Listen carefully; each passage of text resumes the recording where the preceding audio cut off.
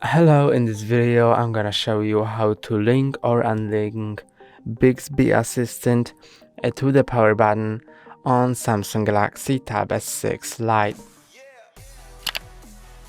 To assign Bixby Assistant to holding power button, go to Settings, then go to Advanced Features, and in Advanced Features go to Side button. Now press and hold, you can set it to wake Bixby or power off menu. Now when it's in power off menu mode, then when you press and hold on the power button, it shows up the power menu. When it's in wake Bixby, then when you press and hold, it will wake Bixby, but to enter power off menu, then you'll need to press and hold on power and volume down.